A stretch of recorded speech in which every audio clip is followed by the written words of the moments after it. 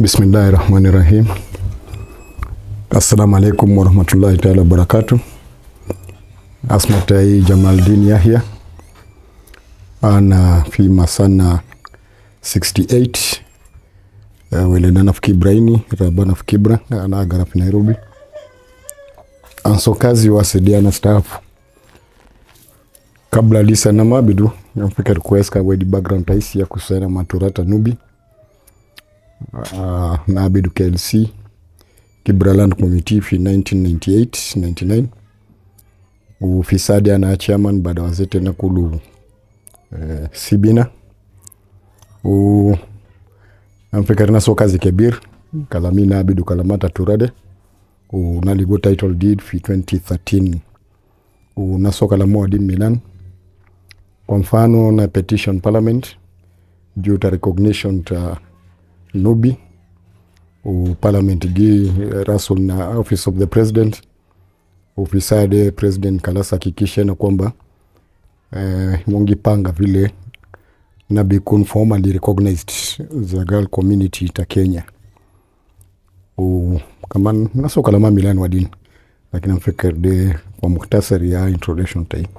Asedana chairman ta KLC Fisade.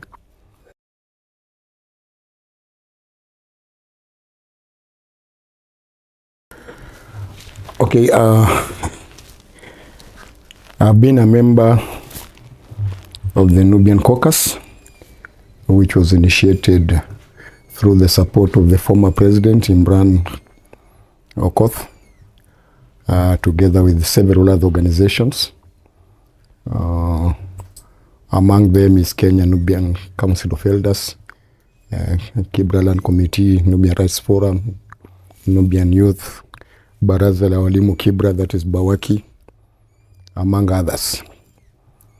It is Caucus that brought us together after several attempts before that. Therefore, yes, I was member of the Caucus. As for the trustees, if you refer back to the original trust deed, through the transition period, we formed task force on Nubian land, of which I was my member, so I was not directly a member of the trustee, but according to the trust deed, we are supposed to work together. We were the transitional authority with a responsibility to ensure full implementation of the trust. And also I was a member of the task force that was appointed by the government, but soon afterwards I left because of some unresolved issues that we raised with the government and the government failed to answer.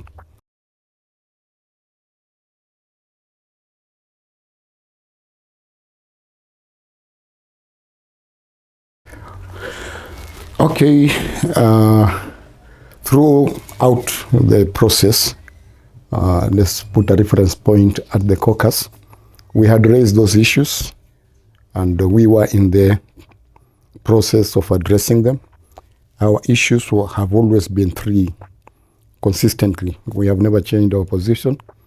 One is amendment of the original trust deed, of which, like we said in the transition, it was not fully operationalized. There were some gaps, especially in the governance and other issues. Also, the issue of registration of members, that was to follow due process. It was done haphazardly, that it did not follow any proper script, and that is why we don't have a formal Nubian community register available, even as you ask right now. And the third one, we have always told everybody, including the trustees and the government, this is private Kibra Nubian community land. It's not available for non-members. It's not available for the government. We raised those issues and we had agreed on them and we have been moving very well. But suddenly, trustees and others changed the goalpost. They went ahead and registered a document which was not approved by the community, repealing the document that brought them into office. And we raised those questions with them. They always promised to answer. They never answered us. And when they formed a task force, we also raised the issue in the presence of all the members to the PS of land, Mr. Hinga, and we questioned him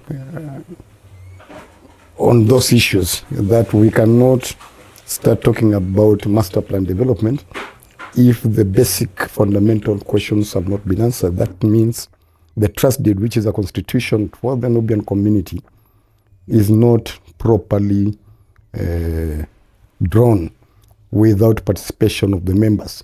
And we are afraid also the identification and registration of members, if we don't have a proper legal process and regulations in place, then we might leave out those who qualify to be members and beneficiaries, and put in people who are not beneficiaries or even members.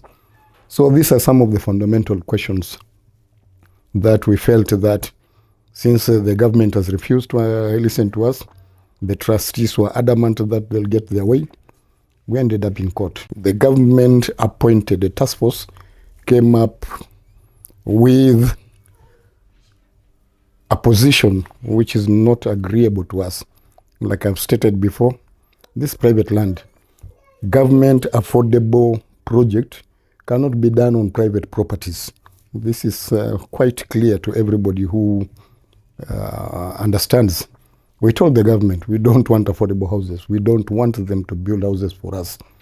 We want them to provide us with the necessary technical assistance, which is an obligation to the government to do in terms of infrastructures development and what have you. But we clearly told them we don't want affordable houses. And number two, since the trust deed that is there has repealed our trust deed, not identifying us, not giving us security in our land rights, we decided not to go on with the trust deed, with the task force. So we opted out soon after inauguration. We oppose irregular and procedural registration of trust deed, repealing the trust deed that brought us this title deed and put the trustees in place. A trust deed is a very important document because it gives a proper position of the community who own the trust as to what needs to be done and how it should be done, given powers and limitations. So in the absence of that document, that is one of the major reasons that we decide that we'll do whatever is in our powers to ensure that that document is properly drawn with proper consultation, with input from members, so that our rights are secured. Even the weakest among us shall have their right within that document. This is one of the major issues. The other issues we have talked about and keep repeating, that according to the original trust deed, membership is from direct descendants of the original owners, and if B, dependents of those original owners. Those are the two categories of people who qualify to be members. If we don't have that document, then how do you now talk about land ownership? Who's land owner? You cannot just talk about a community. Who is the community? You need identifiable legal entities to be identified, registered properly, and the register kept open to everybody. And lastly, we have been fighting the trustees throughout. They keep issuing permits for people who don't qualify to be members to build into our land. We have numerous churches. We have things like Shofco and Asas, among others. Those are not members. They don't qualify. Why should they be given permission to build in our land while we have Nubians within Kibra who don't even have a place to stay? They don't have any source of income. Yet we keep giving non-members permits to construct on our lands. So these are some of the issues that we say must be clearly clarified, and Nubians must learn to follow the law. They must respect the rule of law, and they must respect proper procedures.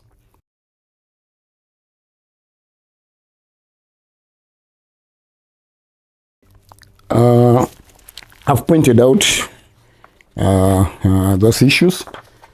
You cannot hold an election without a member registrar. IBC and even other groups. The first thing you put in place is a membership register, those who can vote and should be voted for. That register must be open and available to each and everybody who is a member and even the other stakeholders. Number two, there was no rules, no regulations put in place. How do you conduct an election without rules and regulations? Number three, that thing was done arbitrarily in the sense that there was no meeting. And since this land belonged to all of us, I think the most basic thing to be done was to hold consultation with the people before you go ahead and plan as if this land belonged to you. Number four, we go back to the trust deed. That is where all our rules, regulations, and powers come from. If we are fighting the same trust deed in court, how can that trust deed be used to conduct an election? So these are the 4 points that I went to court and stopped the election.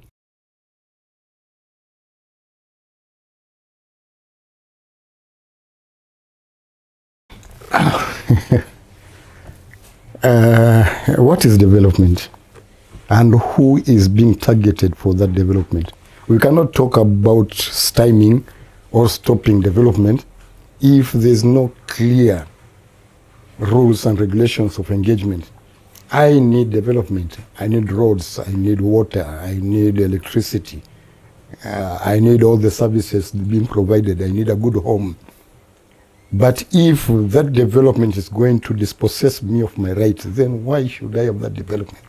So in essence, we are saying that we are streamlining the system so that whatever development that is going to be done in this land should benefit those who are registered, properly identified beneficiaries.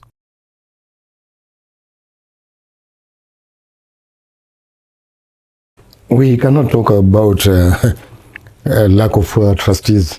Trustees are still there. Although their time have expired, they cannot vacate office until they are replaced.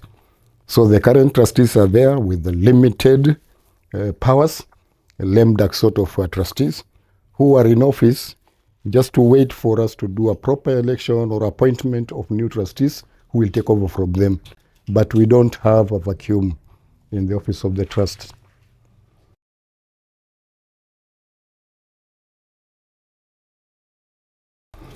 Our vision is a very simple one.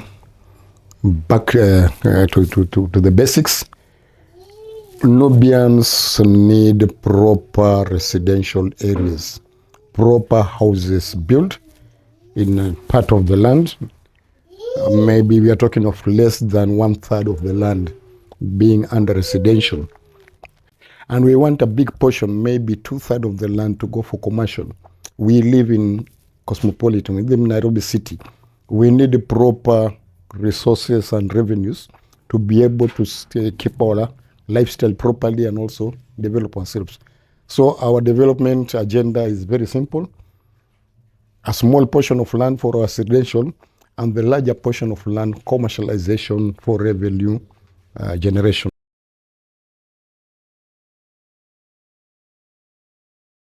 The problem with us is that we refuse to engage each other.